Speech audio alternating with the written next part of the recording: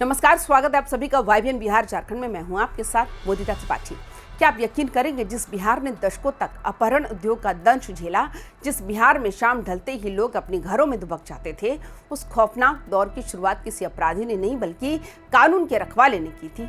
जी हाँ, एक ऐसा खुलासा जिसने बिहार पुलिस के गलियारों में बारूद की तरह आग लगा दी। पूर्व डीजीपी गुप्तेश्वर पांडे ने पटना एयरपोर्ट पर वो बम फोड़ा है जिसके चीटे अब बड़े बड़े वर्दीधारियों तक पहुंच रहे हैं। एक आईपीएस अधिकारी, एक बंद कमरा और डकैतों के साथ वो खूनी डील जिसने बिहार को किडनैपिंग कैपिटल बना दिया। आखिर कौन था वो वर्दी वाला मास्टरमाइंड? क्यों एक एसपी ने डकैतों को लूट छोड़कर इंसानों का सौदा करने का मशवरा दिया? आज की रिपोर्ट सिर्फ एक खबर नहीं बल्कि बिहार के उस काले अध्याय का पर्दाफाश है जिसे अब तक फाइलों में दबा कर रखा गया था। तैयार हो जाइए क्योंकि सच अब आपकी स्क्रीन पर है। दोस्तों, ये कहानी शुरू होती है चंपारण के उन जंगलों से जहां कभी डकैतों का राज हुआ करता था। गुप्तेश्वर पांडे बताते हैं कि उन दिनों बेतिया और बगहा के इलाकों में डकैती एक महामारी बन चुकी थी।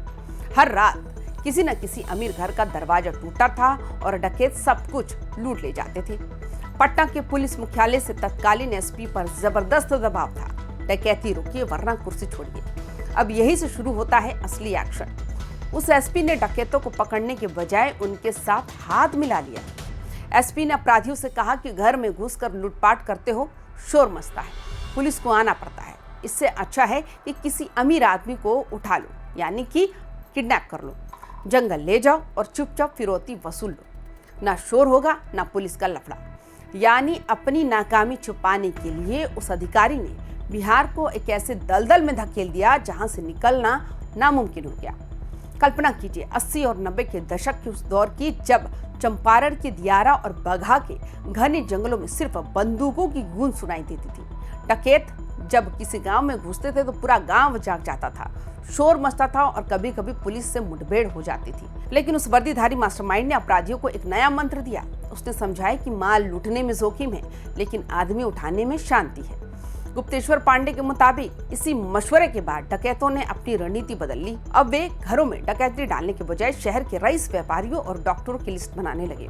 रातों रात बेतिया और बगहा के जंगल मानव मंडियों में बदल गए जहां इंसानों की कीमत तय होती थी। ये बिहार की उस ट्रांसफॉर्मेशन की कहानी है जिसने अपराध को एक संगठित बिजनेस बना दिया। अब आप सोच रहे होंगे, ये उस अधिकारी का नाम क्या है? गुप्तेश्वर पांडे ने नाम तो पूरा नहीं लिया लेकिन इशारा इतना बड़ा दिया कि समझने वाले समझ गए। उन्होंने कहा कि वो अधिकारी आंध्र प्रदेश कैडर के थे और बिहार में डेपुटेशन पर आए थे। पांडे जी ने दबी जुबान में नाम लिया, डैश डैश यादव। ये खुलासा कोई मामूली बात नहीं है। इसका मतलब है कि बिहार में जो किडनैपिंग का धंधा फला फूला, उसके पीछे सरकारी दिमाग काम कर रहा था। पुलिस की इस रणनीति की वजह से अपराधियों को समझ आ गया था कि गोली चलाने से ज्यादा मुनाफा इंसान की सौदेबाजी में है।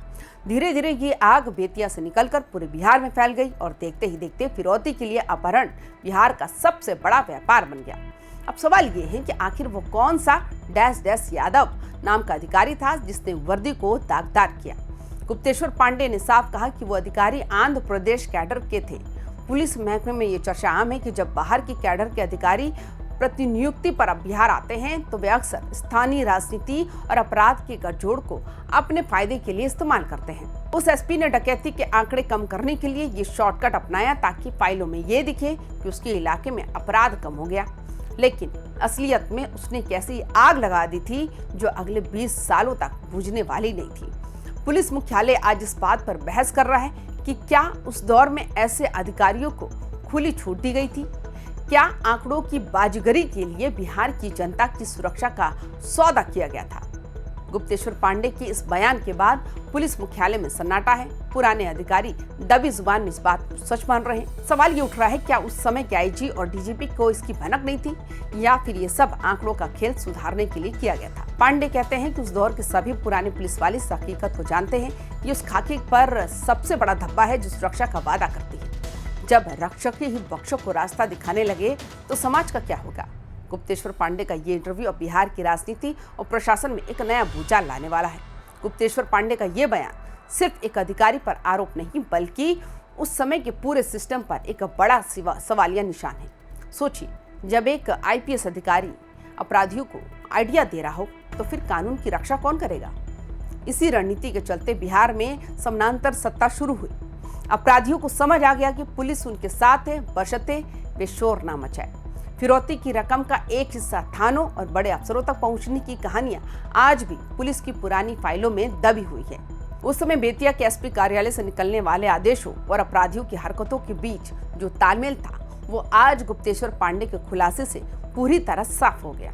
ये बिहार पुलिस के इतिहास का वो सबसे काला पन्ना है जिसे कोई पलटना नहीं चाहता था। सोचिए, उस समय बिहार के उन परिवारों पर क्या गुजरी होगी जिन्होंने इस उद्योग की कीमत चुकाई।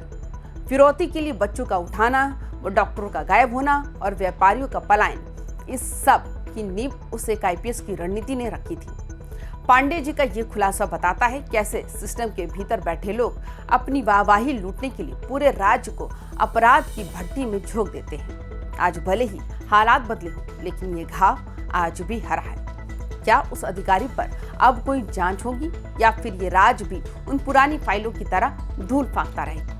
गुप्तेश्वर पांडे ने जो बम फोड़ा है, उसकी गूंज सिर्फ इतिहास तक सीमित नहीं रहेगी। ये सवाल आज के दौर के लिए भी उतना ही बड़ा है।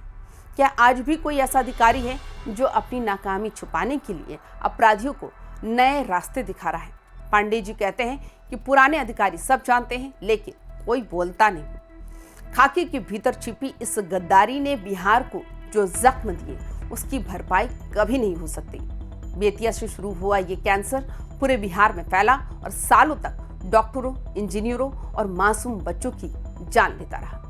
आज जब हम इस खबर को देख रहे हैं तो हमें ये सोचना होगा, क्या हम दोबारा किसी ऐसे रणनीतिकार को पनपने देंगे जो वर्दी की आड़ में गुनाहों की इंडस्ट्री खड़ी कर दे? तो दोस्तों, पूर्व डीजीपी गुप्तेश्वर पांडे की इस सनसनी खुलासे पर आपकी क्या राय है? क्या आपको लगता है कि वाकई एक पुलिस अधिकारी ने बिहार में अपहरण उद्योग की नींव रखी थी? क्या उन अधिकारियों के नाम अब सार्वजनिक होने चाहिए जिन्होंने बिहार के भविष्य के साथ खिलवाड़ किया?